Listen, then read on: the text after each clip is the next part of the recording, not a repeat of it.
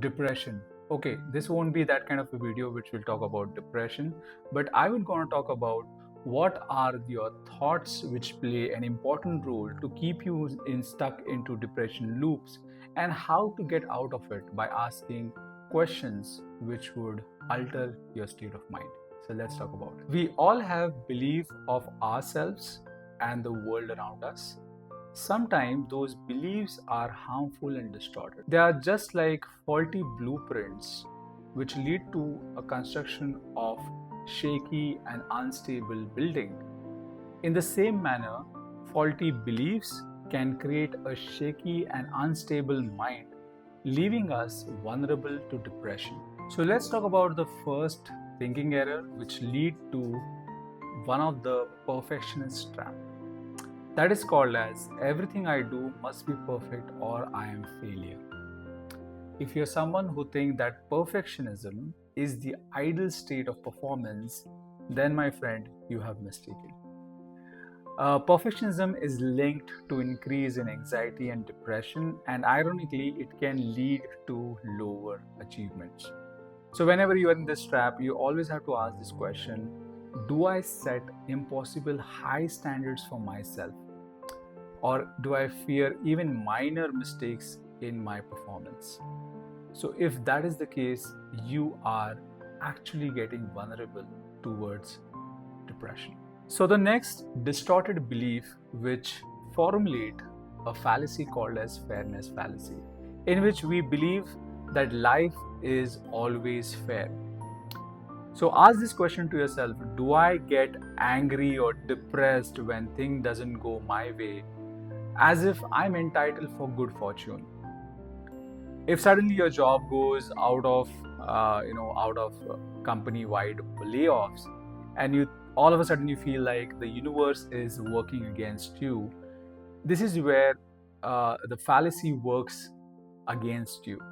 It works with your belief that life is always fair or has to be fair. But understand, life is inherently unpredictable. What we can do is we accept it in order to reduce the feeling of bitterness and victimhood. That is what you have to do. So the next distorted belief which gives rise to self-sacrifice myth, in which we believe that I am only worthwhile if I am doing something for someone else. You have to ask one question to yourself: do I neglect my own needs and feel guilty when I take time for myself? You can very well counter this belief by the fact that it is healthier to have boundaries and prioritize self-care. You can't pour out of empty cup. That is something that you have to keep yourself reminding. The next faulty belief would give rise to misconception of expression. Let's take example of anger over here. If you feel or if you believe that anger is always bad, and you feel ashamed when you express anger, for example, if you are into traffic and somebody cut you off into traffic and you yell at that particular person and you feel ashamed of it, it only means that you are not managing your feeling well. You have to understand the fact that all emotions are natural. The only matter is like how you express those emotions. The next faulty belief which gives rise to the avoidance illusion, wherein a person believes that it's easier to avoid problem than facing them. You have to ask this question: do I procrastinate or run away from difficult situation, hoping them to solve by their own self?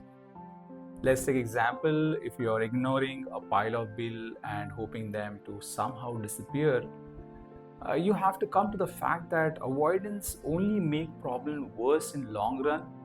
Facing challenges head on is often the best solution to overcome them. When you are taking certain challenges head on, you develop a resilience which counters the feeling of depression and anxiety. So it's very important that you expose yourself to challenges every day to avoid getting into depression trap. The next faulty belief give rise to the control conundrum, which talks about life is unbearable if it is not how I want it to be. Now, the core and the center of this idea is the controlling element. I want to control all elements of my life and I want the outcome which is desirable to me.